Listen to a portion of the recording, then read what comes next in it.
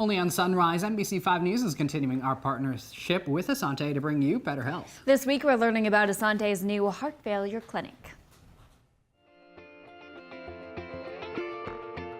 It's time for Better Health, and I'm here with health expert Beth Coker with Asante. Good morning. Good morning. And today we have Dr. Diger. We are talking about the heart failure clinic this morning.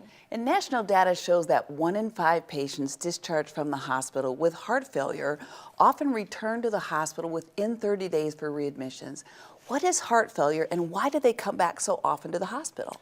Sure, yeah. Well, congestive heart failure is a condition in which the heart function cannot meet the needs of the body, and it can result in symptoms like shortness of breath, fatigue, and leg swelling. It turns out it's a really complicated condition to manage. There are a number of different factors that can influence the disease course, a patient's other chronic medical conditions, lack of understanding about medications, and socioeconomic factors. Absolutely. So, yeah, recognizing that complexity, we are introducing a heart failure clinic to help care for these patients in Southern Oregon. And that's exciting news. So how will this new heart failure clinic help reduce the readmissions?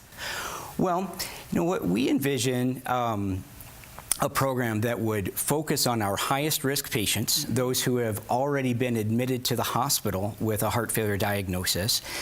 The clinic would provide intense follow-up and monitoring following a hospitalization, and also provide multiple services under one roof.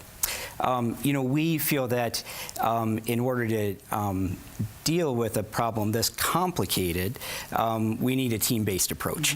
And so, for one thing, patients will be guaranteed access to the follow-up care that they need, but when they come into the clinic, they'll see a cardiologist like me or a cardiology nurse practitioner, but they'll also see a team of other healthcare professionals, including a heart failure nurse with specialized training, a clinical social worker, and a clinical pharmacist.